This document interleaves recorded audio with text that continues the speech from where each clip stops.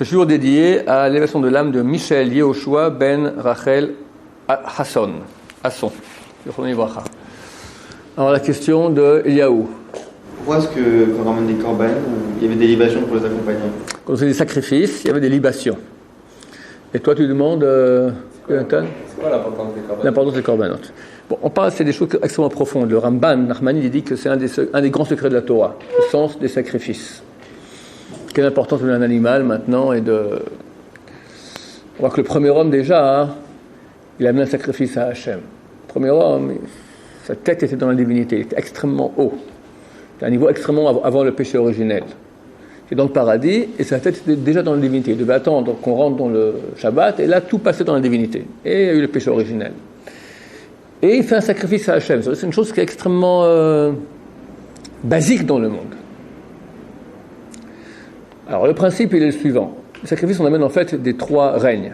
Du règne animal, les animaux, du règne végétal, les menachot, c'était les sacrifices qui est fait de pâte, de farine mélangée à de l'huile d'olive, et libation de vin, qu'on versait sur l'autel dans le temple, et minéral, l'eau. Il y a à Sukkot, au lieu de faire une libation de vin, on fait une libation d'eau. Seule fois de l'année, on fait une libation différente que le reste de l'année. En fait, quel est le but de tout cela? Korban, sacrifice, ça vient de la racine karov. Karov signifie rapprocher. Le mal provient d'un éclatement qui est le contraire de l'unité. Hachem, c'est un. Vous faites maintenant Shabbat. Vous voyez maintenant qu'il y a de la Torah, il y a 4. Des Rabbanan, il y a 4 domaines, mais de la Torah, il y a 2 domaines. Rashut HaYachid et Rashut HaRabim. Comment vous traduisez ça en bon français?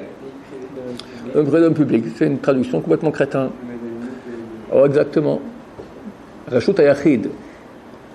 Pas le domaine unique, domaine de l'unique. HaYachid, le unique. Domaine le unique. Du unique. C'est qui l'unique? C'est Hachem. Et Rashut HaRabim, le domaine de la multitude, c'est la Avodah Zarah, c'est le domaine public, c'est la multitude, c'est l'éloignement de Dieu. L'unité, c'est rapprochement. Éclatement, c'est éloignement. C'est écrit dans le Rav Eliashiv, le grand frère Eliashiv, il a écrit des livres c'est un grand kabbaliste, alors ils ont fait un petit résumé de textes qu'on peut lire sans être kabbaliste. Alors là-bas, il écrit qu'à l'époque, je lis beaucoup cette partie-là du livre, qu'est-ce qui se passe après la venue du Messie? Alors lentement, le mal disparaît, et j'ai souvent expliqué qu'il y a 3 catégories aujourd'hui. Le mal, le profane, il est ni mal ni saint, et il y a le saint.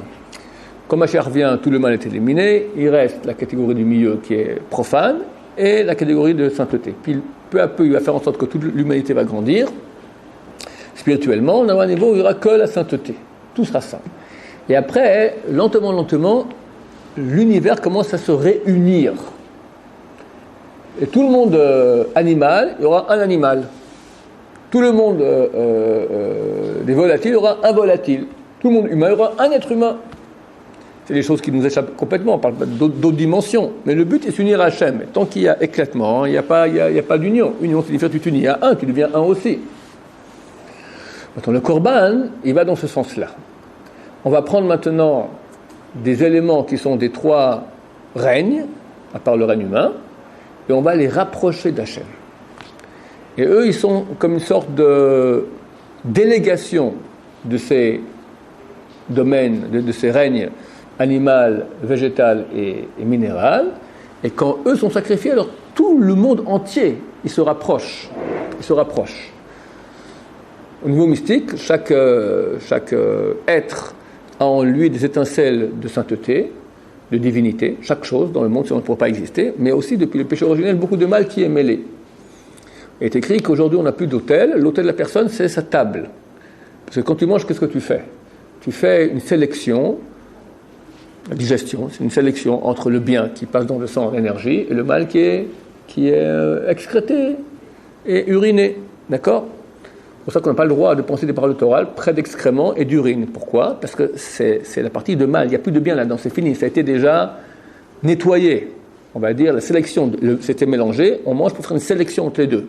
On veut que la sainteté passe dans le sang en Torah.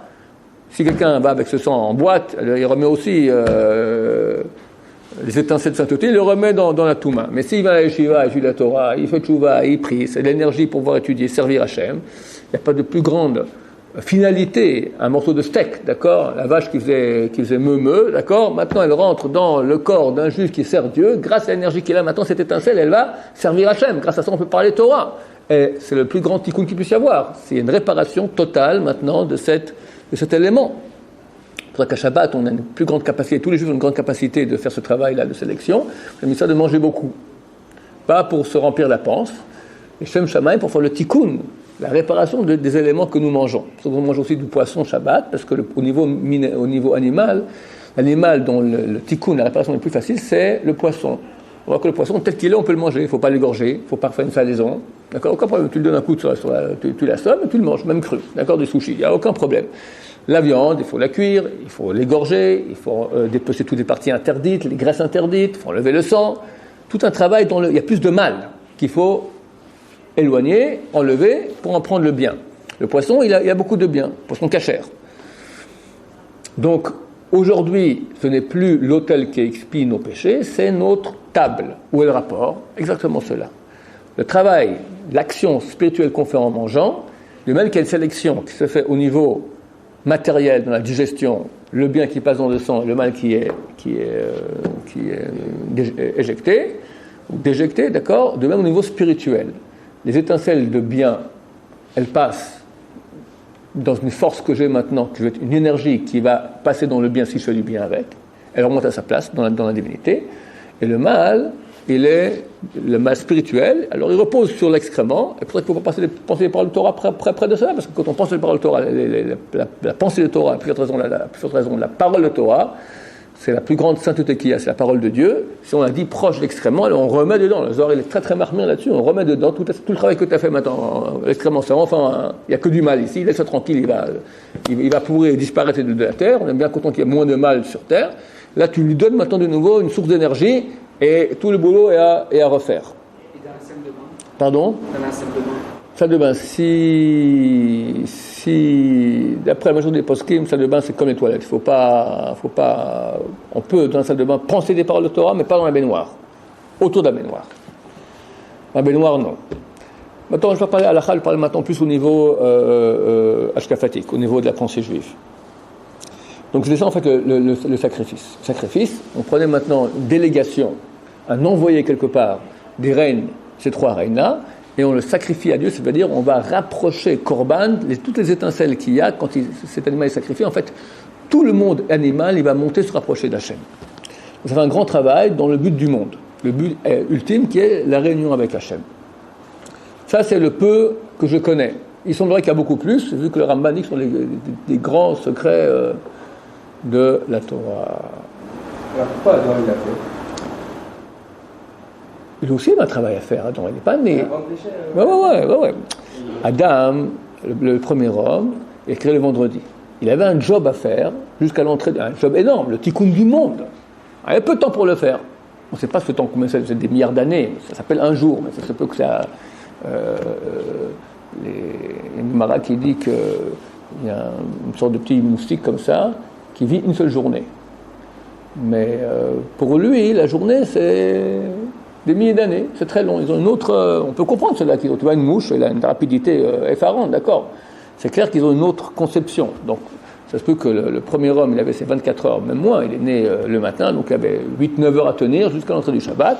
Il avait un job à faire. Dieu lui a dit, tu vas dans le jardin d'Éden, pour les Ovda ou les Shomra, tu vas le garder et le servir. Servir, c'est les mitzvot positives, 248, et le garder, négatif, 365. Donc il y avait un job à faire.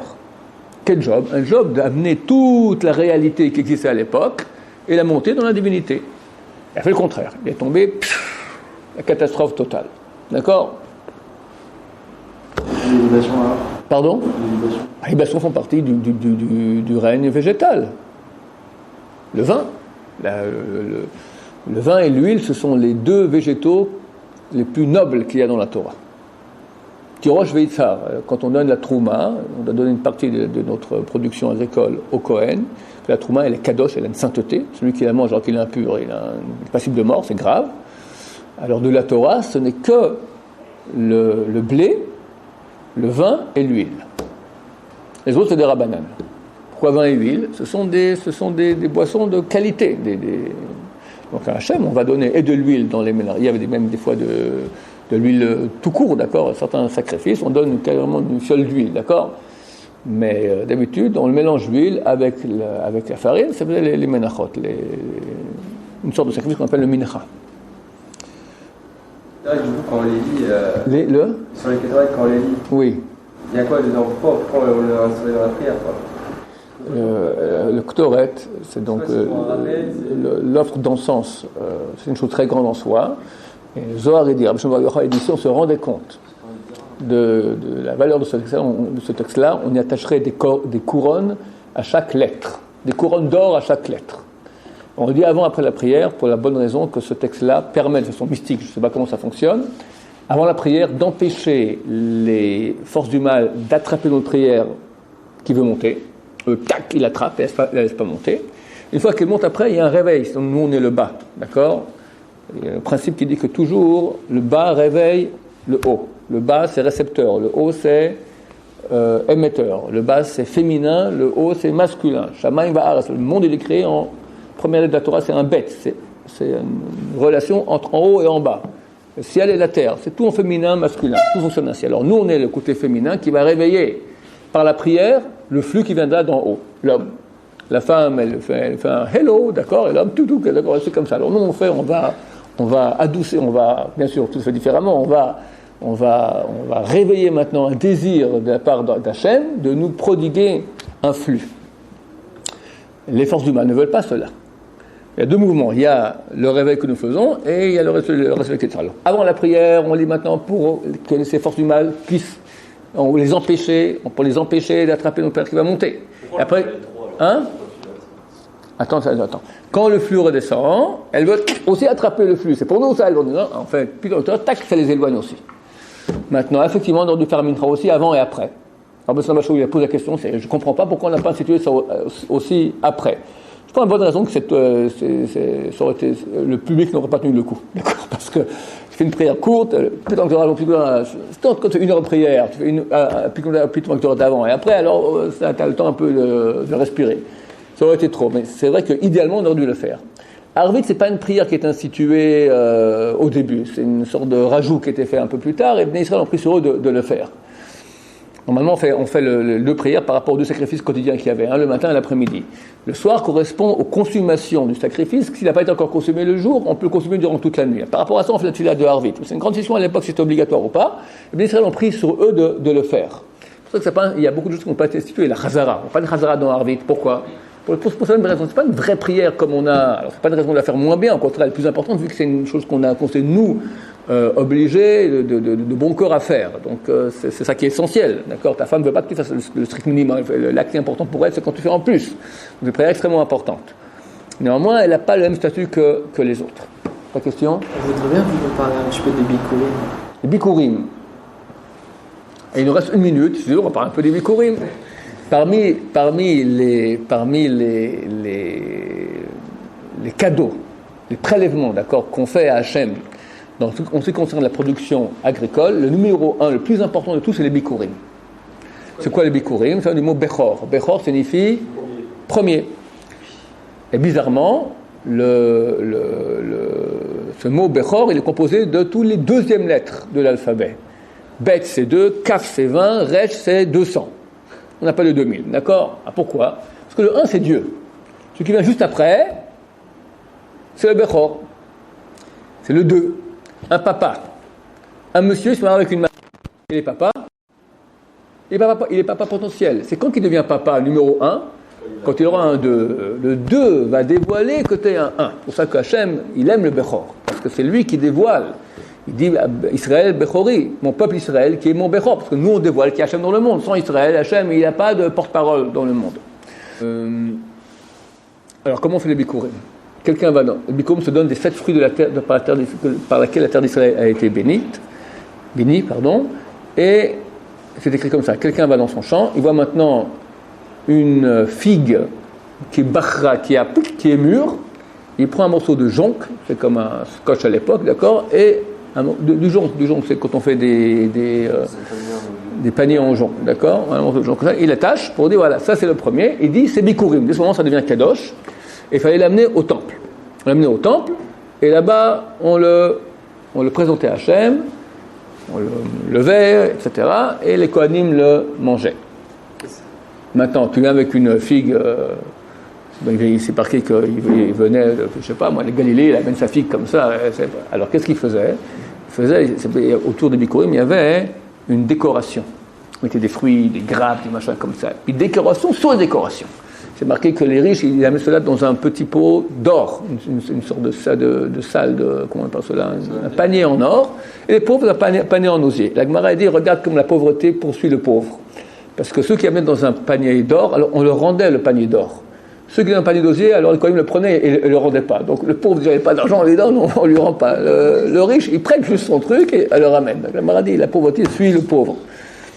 C'est vrai. Et on peut donner on donne des figues en Bikurim ? Alors on donne les 7 fruits de la terre, ça veut dire blé, orge, geffen rimon, vigne, figue, rimon, grenade, olive et date. Et aujourd'hui, comment on fait ? Aujourd'hui, il n'y a pas. Cette mitzvah, seulement quand le couple d'Israël se trouve, tout le monde se trouve en terre Israël, il n'y a pas du tout Bikurim aujourd'hui, ça n'existe plus. Alors, il y a d'autres prélèvements. Aujourd'hui, il y a Troumat Gdola, Troumat Maaser, Troumat Maaser, Maaser Rishon, Maaser Shani, Maaser Ani. Ça, c'est en gros. On fera un cours ultérieurement bien d'air sur ce sujet qui est extrêmement intéressant. Oui, aussi une déclaration, il la met, tout ça. Je vais faire en cours maintenant avec un cortège, etc. Hein? Si vous n'avez pas une déclaration. Il y a un vidouille maasrot. Mais il dit pas, je ramène. Ah ouais, non, non. Ça, c'est ça, on amène au temple, et tout un. On a eu un chiot la semaine dernière sur ça. Pardon? On a eu un chiot sur ça la semaine dernière. Ah ouais, c'était la paracha de la semaine. Exactement. Et le discours qu'on faisait là-bas, c'est le discours de la Gala de Pessah. La Gala de Pessah, c'est un commentaire sur le discours des Bikurim. Arami Oved Avi, Vayard Zed Misraim, Bimtemead, Vayil Am Gadol, Vayarnunu Amitzrim, etc. Toute la Gada, c'est en fait un commentaire de chacune des phrases qu'il y a dans la Torah qu'on a vu, c'est Parashat, Kitavo, Baruch Adonai, Amen.